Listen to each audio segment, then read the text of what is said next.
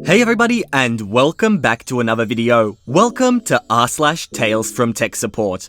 And honestly, the title says it all, so let's get straight into this post by user/BarlowCore. Not too long ago, I was at a startup designing a power meter.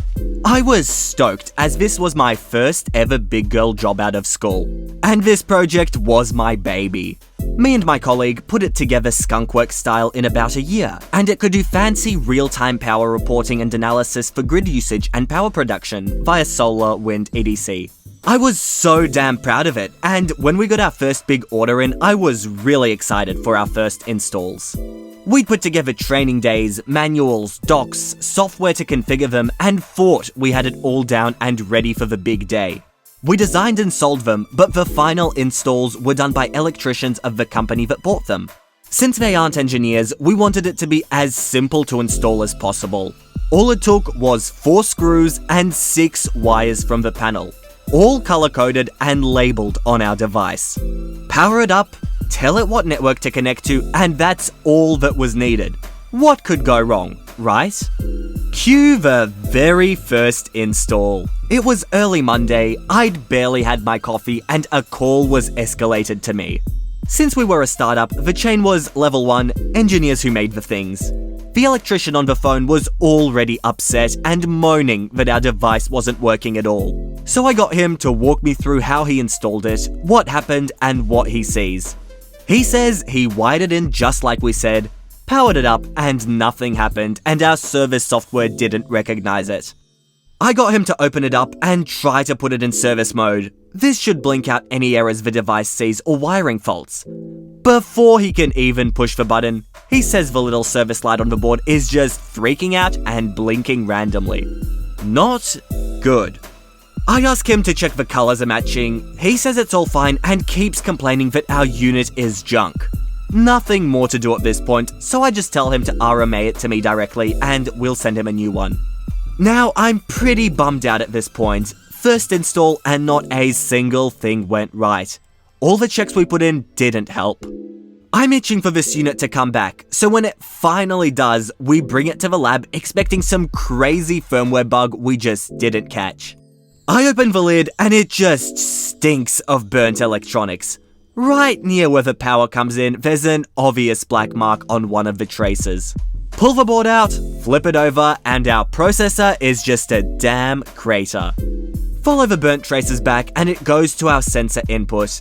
This sensor input is supposed to receive about 1 volt, and this guy gave it 240. Now this sensor connector is tiny and obviously not where you power it.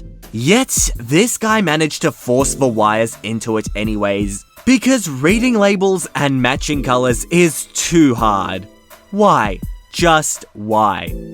On a follow-up call, the guy denied wiring it wrong or hearing any sad electronics blowing up.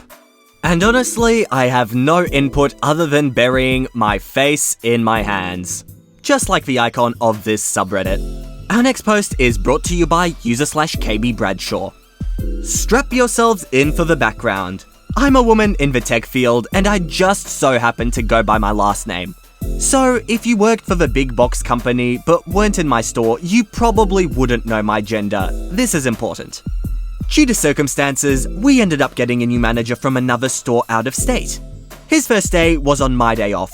My co-workers told me he wanted 2 hours with each of us to learn our thoughts on diagnosing issues, and he was really eager to learn from us.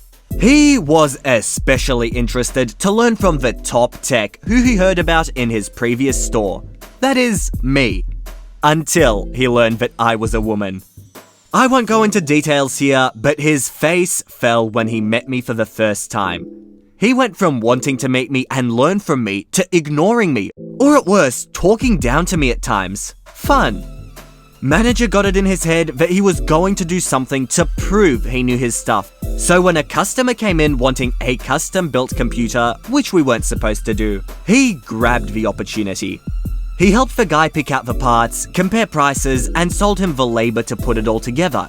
He also told me he was going to build it in my repair space, taking away a whole bench in the process from me.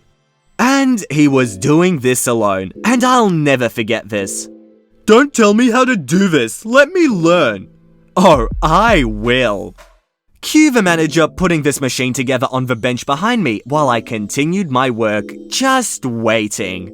Manager has it together, hits the power switch, computer turns on, then off, then on, then off.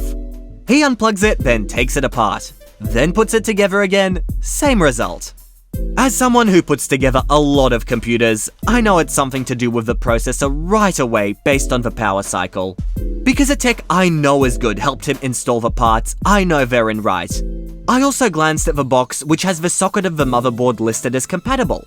So there's really only one option left after that. So I can hear the wheels turning behind me, but he told me not to give him advice, so I keep working with my mouth shut. Let me ask him when he's good and ready. He then believes parts must be bad, so he has the customer send parts back, wait for the new ones, then try again. Same result. This continues for 2 months. He has the customer, who is obviously very angry at this point, send every single part back. Then have a whole new set of parts delivered. He has promised the customer this is the last time. This time, it'll work. He definitely knows what he's doing. The day arrives where the customer brings in the parts. The manager is there, I'm there. I stop repairing computers as he puts the final part in. And I lean against my bench to watch what's about to happen. How could I not? He hits the power, same result. He is furious. He throws the screwdriver across the bench, denting the wall, and curses so loudly I'm sure a customer heard. He puts his hands on either side of the machine, head down, shoulders slumped, utterly defeated. In a quiet, oh so quiet voice, he asks, "OP, what's wrong with it?" The motherboard and processor aren't compatible without a BIOS update. How long have you known this? Since you first turned it on 2 months ago. He is red in the face, veins are bulging, and I'm pretty sure he thought about decking me for a second before composing himself with a very, very deep breath. Why didn't you say anything then? Because you told me not to, and to let you learn. So, have you learned? He stormed off and out of the store. He ended up taking 2 personal days, and I ended up building a new PC that actually worked without having to ship in a new CPU just to install the update. Customer was cool once I explained everything. I showed them how I cable managed to allow the best cooling and looks with their clear case.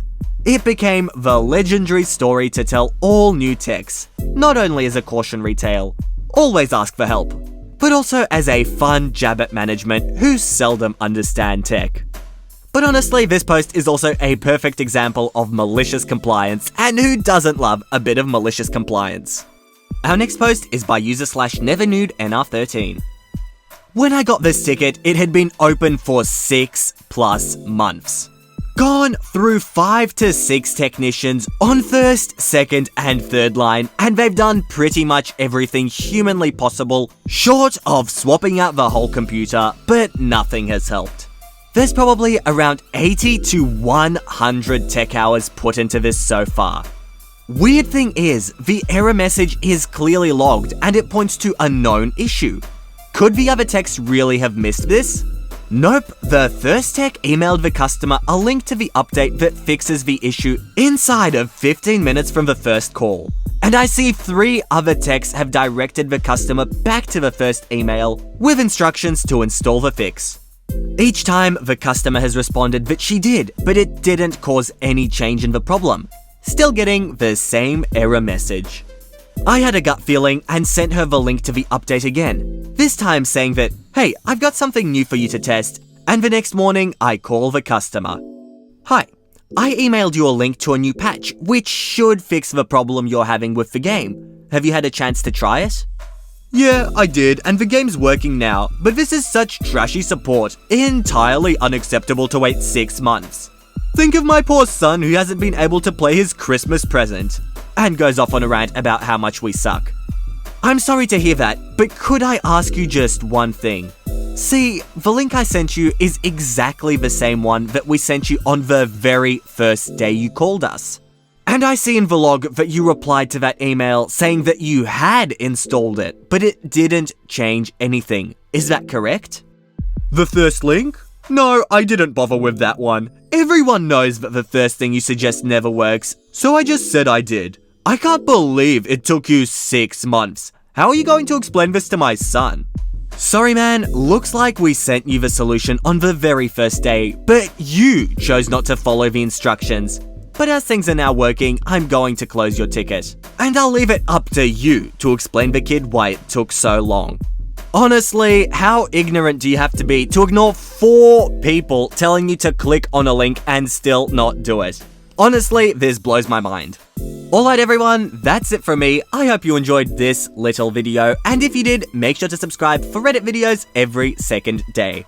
But with that said, that is it from me. I hope you all enjoyed, and all I want to do is see you all here next time. See you later, guys.